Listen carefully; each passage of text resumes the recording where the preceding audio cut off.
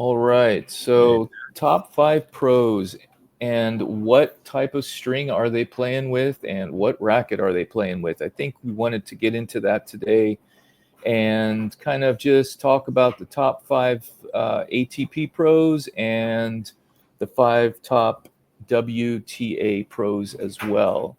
So today is January 12th, 2025. And so this is the information we have as of today. We just kind of want to have fun with that, kind of see what strings are out there, what the top pros are playing with. And again, if you've ever strung at a professional event, you know that some of the players are not always promoting the string or racket that they are playing with, or that the sponsors are saying that they're playing with. I remember there had been several rackets, because when you are stringing for a player and you know the setup, you know the racket, what it's supposed to be, and so you're thinking that's what you're going to be stringing, and then you get a racket that has a completely different configuration, that like a Wilson is a head racket, or a head racket is a Wilson, and it's just painted. And there are those things that go on, and it's just the fact of the industry. It's just the fact of marketing. That's how things are. Some players prefer a certain string, so they're going to continue to play with that, whether they're promoting it or not, what you hear, what you see, things like that. But we're just kind of going off of what we know right now these players are using based on the information that we have. If any of you are watching this and you have maybe more insightful information that's more current, or you've seen something else, feel free to leave it in the comment. We'd love to hear that and kind of see. So with that, let's get started. Top five ATP players. So we'll go to start with number 5 and then move on to number 1. So Medvedev. So Technifiber Razor Soft. I'm not sure what gauge that is. And then the racket that was listed was a T-Fight 305 Aeroflex. So I don't know too much about either of those. I did a little look up on that. Yeah. On Tennis Warehouse University. I could give you the stats if you want.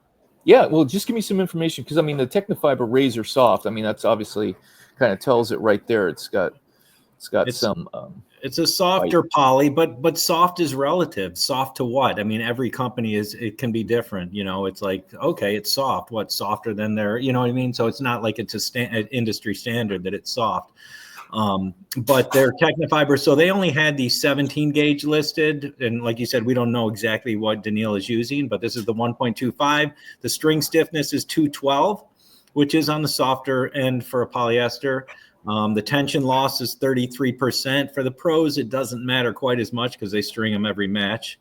The energy return is 88, and the spin potential is 7.4. So it's got to be a very edgy, grippy type string to get that kind of. The 7.4 is fairly high for spin potential. So yeah, it's got and that's a good point too when you're talking about this, and you're talking about the string, the percentage that it's going to keep its tension, tension maintenance and things like that.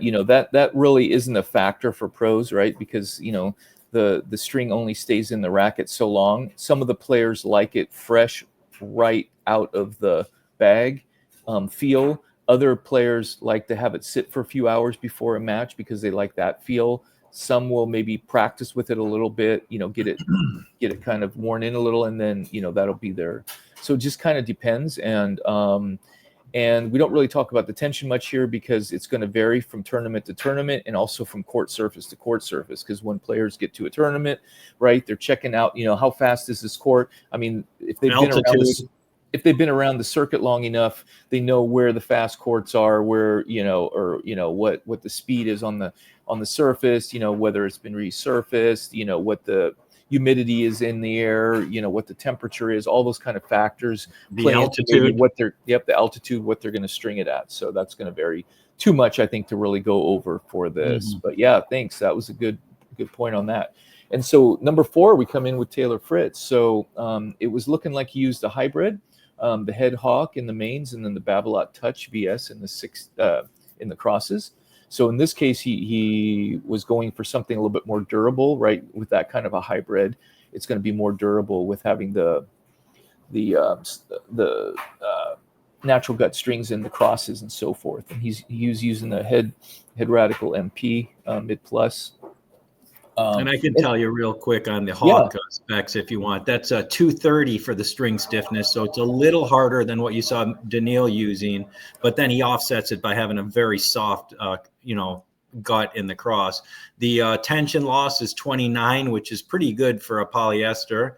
29% for tension loss, 88 for energy return, which was the same as Daniil's, and his spin potential 6.4, so not quite as much spin off that string as the previous one. And then, of course, Babolat VS Gut is the softest string on the market. It's going to be very arm friendly, and so it's a nice combo. Yeah, and I noticed with some of the players too, it was kind of uncertain what string setup they were using as far as not string setup, but if they were using the string pattern, whether they were using a 16-19 or an 18-20, because it had some variations in that. Because some players had switched from one to the other and so forth. So that was always that's also a factor. So number 3, we come in with Carlos, and it kind of looked like he was using RPM Blast all the way through, and he was using the Babolat Pure Aero 98. And so this is maybe a good time, with him, he's using the same string for same brand as his racket. So sometimes, when the racket is going to be your main sponsor, right? That's probably what's paying the bigger dollars. And so, whether he gets a bonus for using the string, whether he gets it for free, whether he gets a discount, whether he,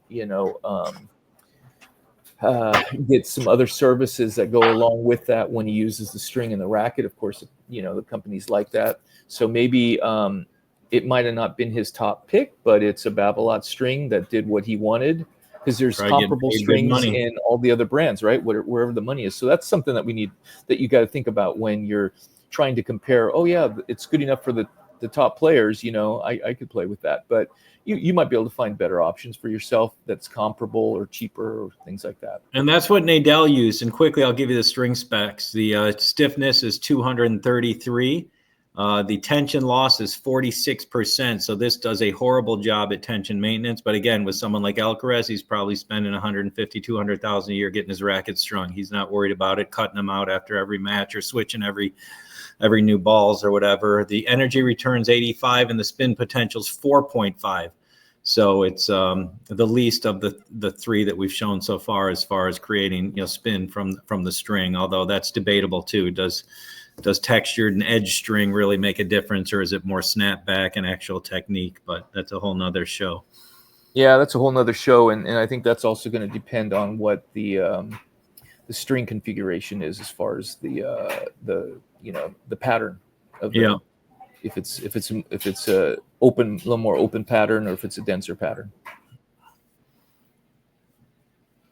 All right, let's move into number 2. Zverev, Alex Zverev, string head Hawk touch and Babolat VS touch in the crosses. So again, we have a hybrid here. Yeah, hybrid. He's got polyester, of course, in the mains again, just like Taylor Fritz did, and the soft, forgiving kind of natural gut in the crosses. So the Hawk touch for the 17 gauge, the specs are 210 for string stiffness, 32% for tension loss, 89 for energy return. So it's a little bit more powerful than the RPM Blast as far as energy return, and then 5.2 for the spin potential. The higher that number is, the more spin they say the string will give you. So that's a little bit more than the Babolat that Alcaraz is using, but less than the one that Daniil was using, and Fritz, the Hawk. And then so then he's got the natural gut in the crosses. Yeah, and again, I think this is one of these situations. He's using a head racket and, of course, head strings, but then he wanted natural gut, and you're not going to go with a head natural gut versus, because not really anything out there like Babolat VS. So, that's maybe where that comes in. All right, let's go into number 1. Who is number 1? I think we know who number 1 is. So if you want to talk a little bit about that, you probably have a little bit more info on that as well. Well, that's the same string as the previous guy, right? So we're in the Hawk Touch. It's actually a very popular string, that Head Hawk Touch. There's actually two, Head Hawk and Head Hawk Touch. I don't know if one has been discontinued or if they're just slightly different. But the Head Hawk Touch, again, was 210 for the string stiffness, 32% for the tension loss, 89 for energy return. So it's got nice pop on that string, and 5.2 for spin potential. But Sinner's using it in a full bed. And it'll be interesting to see what happens to him this year, with all the stuff, I guess they're going to be talking about it, or his doping allegation is going to be, I guess they'll be discussing his penalty, if any. Yeah. And, I think there's been some pretty hefty penalties in the past, right? So, especially for the women. Yeah. So I don't think that'll just skate by if it indeed is what it is, right? It's always unfortunate how, but there are rules, and it's only fair if everybody abides by it, right? So. Yeah, that's right. So there goes our top 5 men. Now we can go to the top 5 women. Zhang Qinyan, is that how you pronounce it? Yeah, I'm not sure. But she uses the Luxilon 4G. And that, if I remember, and I did do the specs on that, that is a very, very hard string, one of the stiffest strings out there. But she uses the natural gut in the crosses to offset that. But the 4G, the string stiffness is 287. So you remember Daniil's was like 220, the other's 230. So we're up in 287. So if you have any sort of arm issue, that is not the string you want. So that's the Luxilon 4G. The tension loss is very good for a polyester, 23%. So it maintains its tension very well. The energy return is also very good at 90. And there's no stats on spin potential or a string-to-string friction or anything like that. And but that's a very hard string, but natural gut is the softest. So you've got like the opposite ends of spectrum there, the most stiff and the least stiff in the same string bed. And it's not too unusual that, she's using Lux strings versus, because Wilson and Lux are, same company. So basically same company, and Wilson distributes Lux and so forth. So, and so, yeah. Yeah. All right, let's go to number 4. Jasmine Polini. You could give me these names, and I'm embarrassed to say. I know, right? Oh, I didn't write the racket down here. I totally forgot to write that down. Oh, okay. I would imagine she's playing. If you're playing with Yonex string, you're probably playing with her Yonex racket. So she's using the Yonex racket. Yeah, and that Poly Tour is a very, very popular string. So let's see. She uses 7. I guess it's the 1.2. And so the Poly Tour is a softer polyester, which is why I think one of the reasons it is kind of popular. This is 191 for string stiffness compared to what the Luxilon 4G was 287. This is 191. So the lower that number, the softer it is. Natural guts are in the 80s, which is about as low as it gets, The tension loss is 44% for the Poly Tour Pro. So there's not such a good thing for the average club player. But for the pros, not a big difference, especially when you're number 4 in the world. You can afford to change those strings often. Energy return 87, and spin potential is 3.4. So it's not, it's not a great string for biting the ball or grabbing it. But again, technique and things like that can take care of that. Yeah, good point. Let's just go into number 3. Coco, Luxilon ALU Power. And then we've got, so I've got and all the stats I'm reading you are off Tennis Warehouse University. So anyone can go on there and look up the strings and get the stats on the strings and stuff. So this is, so again, this here is for the 1.25 that I got on Tennis University. A lot of times they don't have every gauge of string. So you got to take what they had. They only had the 16L, which their 16L is 1.25. The stiffness is 209. The tension loss 47%, so not very good. It loses tension very quickly. So what that tells you is if let's say you pull it off the machine and it's 50 pounds, by the time you say you get in your car, go to the tennis club, you start your match an hour later, it's probably lost 3 pounds just from getting it off the machine and driving for an hour. And then at the end of the match, you might be down 7, 8 pounds. And then she cuts them out and, gets them restrung again. But so 47% tension loss, energy return 85, spin potential 5.8. So kind of, in between, it's a little higher up there on the spin. Yeah, and that used to be an issue too. Like if let's say you get the racket strung and then all of a sudden there's a rain delay. Yeah. For who knows how long. We ended up having to restring, we'd cut them out and restring them because of that rain delay, because they like that freshness or whatever. And that's sometimes why you stagger strings too. You might string a few at, say 56, a few at 53, a few at 50. I mean, some pros do that too, depending on how they're feeling. If the ball's flying, they may want to say, hey, I better, up it a couple pounds.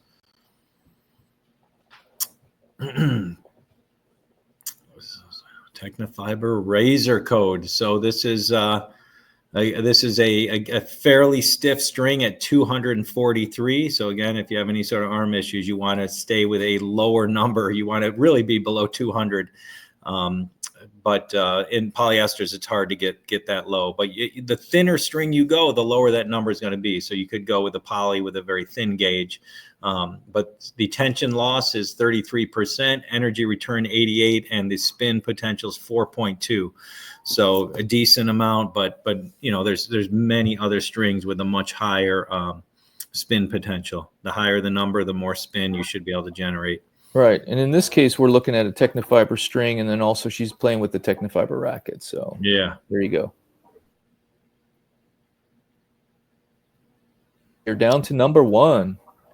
Yeah, the ALU Power again, and we already did. We had someone else on ALU Power. Yeah, that was again. That's a softer string.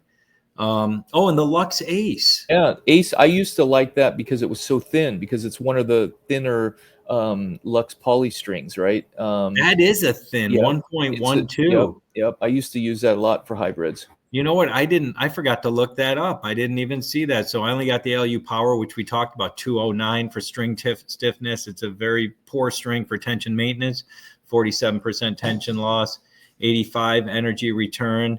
And I think one thing too is this is an 1820 string pattern, so you want to get the thinner strings as well, right? Because it's going to make a little bit more of a difference with that. For sure. That is an 1820, yeah. And then 5.8 for the spin potential. So it's kind of neat to see what the top pros are playing, and like you said, it does change from time to time. And then especially if you watch a player that maybe goes out with an arm injury, a wrist injury, elbow injury, look at what they were using before the injury, and then look at what they're using when they come back from the injury. It's usually a much softer setup. We saw that with CCPA a few years ago. He was using, I think, a full bed of 4G, which was that super stiff 290. And then he had the injuries, came back, and was in a much softer setup. Yep, these things, like you're saying, these things change so much with the rackets and the strings, and players are always looking for, sometimes if they're not happy with their gear, they're looking for a new racket, and then when they're switching a new racket, maybe their old strings don't quite work with that frame, and so they're changing it up, or they try something different in a different altitude, or they for the longest, I remember way back, I know age myself here, but with Courier, right? Jim Courier, for the longest time, I remember he had a black marked out racket and stuff that would be strung, and he didn't even have a sponsor on his strings because he liked a certain string, and he just kept using that same string, and it took him a while, and then finally he got another sponsor, but he was using a racket that just he wasn't able to get a sponsor with that or whatever. I don't remember what the deal was, but so players sometimes they need the certain gear that's not going to work with their sponsorship. But I've seen some rackets painted some really bizarre things, even a different brand, and it's kind of neat. It'd be kind of fun to have some of those. Yeah, I've seen those too, all blacked out rackets, or rackets prototype, in the work still. It's kind of neat to see. And there you have it. I mean, that's top 5 ATP WTA as of what we found January 12th, 2025. And so that's a video. Thanks. And we'll see a lot more during the Australian Open as it's getting underway. We'll see some of the stringers posting stuff. stuff and seeing what some of the setups are. And It's always been my favorite tournament. yeah, I enjoy that too. How many times did you go down there? Just the once, or did you go a few times? No, just the one time. Yeah, that was probably what, 97, 96 or No, that was 2009. oh, 2009, I think. oh, 2009. For some reason I thought you went down there earlier.